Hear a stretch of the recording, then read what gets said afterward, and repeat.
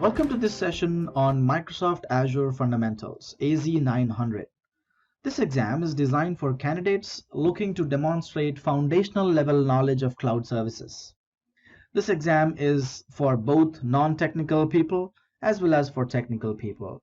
For those who would like to understand how various cloud service offerings in Azure work together, for people who are involved in selling and purchasing cloud-based solutions, for people with technical background who need to validate their foundational level of knowledge around cloud service offerings provided by Azure. In this course, we'll learn about various cloud concepts, such as the benefits that cloud services will provide to your infrastructure, the differences between private, public, and hybrid computing, what are the differences between IaaS, PaaS, and software as a service. We'll also understand the core Azure architectural components, where you will know where is Azure data centers located in the world. You can describe some of the core product services in Azure, so you will know the differences between a virtual network or a load balancer, the difference between a VPN gateway and an application gateway, what is cloud network doing, or what is content delivery network, different kinds of storage solutions provided as on today, like blob storage, disk storage, file, and archival storage. You'll also learn about the REST APIs that can be run on an Azure background with Azure CLI or PowerShell. Are there any advisory tools available in Azure? Can we use them to provide recommendations to make our infrastructure better in Azure?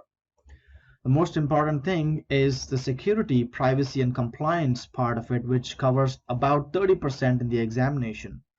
We'll understand different kinds of firewalls, how Azure is protecting against DDoS attacks, and what are our responsibilities as far as protection security is concerned. We can also describe different tools like Azure Security, Key Vaults, Azure Information Protection, and Azure Threat Protection. How about compliance? Is Azure compliant for GDPR, ISO, NIST? How about governmental standards and compliance organizations or bodies like FedRAMP, which is Federal Risk Assessment Management Program? We can also understand if Azure is determined to make sure that all businesses are compliant when required. Another important aspect is pricing. Today we are moving to the cloud to reduce on the capital expenditure. Is there any way we can find the total cost of ownership?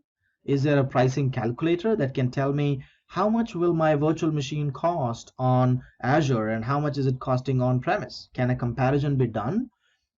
What are the services I should pay for and what are the services that are free? How about the data transfer, network, ingress and egress traffic? Is that free or should I pay for it?